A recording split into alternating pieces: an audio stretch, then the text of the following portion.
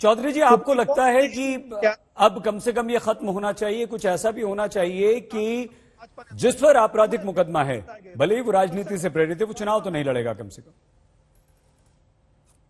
पहल करेंगे आप? शहीद भाई, बिल्कुल जो है इस पर सख्ती से आदेश होना चाहिए। माननीय सुप्रीम कोर्ट, निर्वाचन आयोग ने भी कई बार अपनी गाइडलाइन में ये बात कही है, लेकिन जो ये बीजेपी और समाजवादी पार्टी खासकर ये अपने चाल चरित्र को देखें कि बीजेपी जो है वो गुंडा पोषित पार्टी है, दंगाई पोषित पार्टी है। ये गोधरा कांड से लेकर के और इनका जो इतिहास है वो बहुत दंगों का इतिहास है। आज मुझे ये बताने की जरूरत नहीं है कि अमित शाह जी को कोर्ट ने क्या कहा था। आज जो अजय टनी नाम का बदमाश गुंडा जो है वो गृह राज्य मंत्री है, ये मुझे बताने की जरूरत नहीं है। आज 40% से ज्यादा बीजेपी के सांसद दागी हैं, ये मुझे बताने की जरूरत नहीं है। 150 से ज्यादा विधायक इनके जो है वो संगीत अपराधों में लिप्त हैं, ये मुझे बताने की जरूरत नहीं है। सर, अपने भी बताइए ना कुछ, बीएसपी के भी। और सांप जब जीव निकालेगा, सांप जब विधायक अभी आपके ऐसे हैं जिन पर आपराधिक मुकदमे चल रहे हैं। तो मैं अभी योगी आदित्यनाथ का एक स्टेटमेंट पढ़ रहा था, सुन रहा था, तो ये तो हमेशा दंगा करा करके राजनीति करना चाहते हैं। ये समाजवादी पार्टी जो है वो, चौधरी साहब, उन 5 विधायकों का क्या जो अभी आपके साथ हैं और जिन पर आपराधिक मुकदमे हैं? चिन्मयानंद स्वामी को आगे बढ़ाती है, केशव प्रसाद मौर्य स्वयं प्रेम शुक्ल जी, अरशद आबिद जी, धनजी चौधरी जी, रागिनी नायक जी, तीनों। एक सेकंड सर, बस सर आपकी आवाज। हाँ, प्रेम शुक्ल जी, आपको लगता है शुक्ल जी की सभी दलों में एक सी स्थिति है? भले ही आप ये कहते, सुन तो लीजिए सर, भले ही आप ये कहते रहें कि समाजवादी की सरकार में हमारे नेताओं पर, वो भी कह रहे हैं कि बीजेपी की सरकार है इसलिए हमारे नेताओं पर लगा दी। क्या आज आपको लगता है, आप ये मानेंगे कि एक ऐसी परंपरा शुरू होनी चाहिए, प्रेम शुक्ल जी, कि अगर वो किसी भी दुर्भावना से ही सही, अगर आप पर आरोप है, आपराधिक मुकदमा है, तो आप ना टिकट देंगे ना आप चुनाव लड़ेंगे?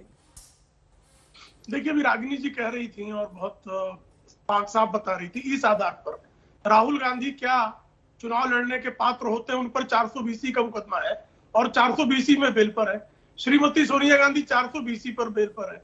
इनके कोषाध्यक्ष जो थे वो 420 पर बेल पर थे। हम वही तो कह रहे हैं ना, नहीं होना चाहिए ना। नहीं, वही मैं कह रहा हूँ ना, फिर तो इनकी कांग्रेस पार्टी के अध्यक्ष ही चुनाव लड़ने लायक नहीं बचेंगे। दूसरा तो बीजेपी आप कहिए ना कि हम भी नहीं लड़वाएंगे, आप भी नहीं लड़वाएंगे। आदित्यनाथ पर कोई मुकदमा नहीं। क्या है, आप कृपा करके समझिए, जब तक इन्वेस्टिगेशन और प्रोसिक्यूशन स्टेट का सब्जेक्ट है और जब तक जिन पर डकैती के मुकदमे थे और जिनका एनकाउंटर कांग्रेस के जमाने में होना था, ऐसे श्री मुलायम सिंह यादव जो स्वयं कबूल कर चुके हैं कि कांग्रेस की सरकार में फर्जी मुठभेड़ में मुझे डकैत साबित करके मारे जाने का प्रयास था, जिनके संस्थापक पर डकैती के मुकदमे हो, ऐसे संस्था। और शिबू सोरेन कन्विक्शन के बाद भी उनको मंत्री किसने बनाया था? डॉक्टर मनमोहन सिंह सरकार में बनाया गया था। अपने पीए शशिकांत झा की हत्या के मामले में शिबू सोरेन कन्विक्ट हो गए, कन्विक्ट होकर लौटे और उनको जो है कालांतर में निर्वाचन आयोग को इन्हीं मुद्दों को लेकर एक सेकंड रागिनी जी, समाप्त करने दीजिए।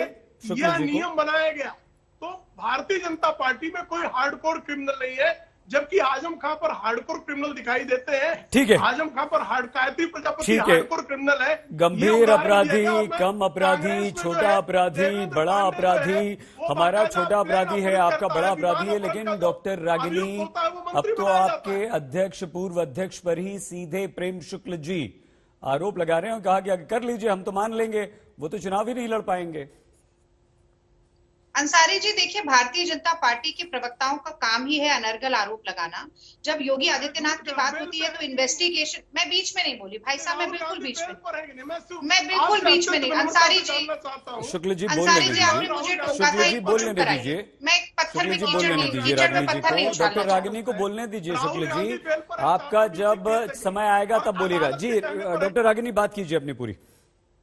शुक्ल जी, निवेदन आपसे। तो देखिए, भारतीय जनता पार्टी के प्रवक्ताओं का काम ही है कुतर्क करना और अनर्गल आरोप लगाना।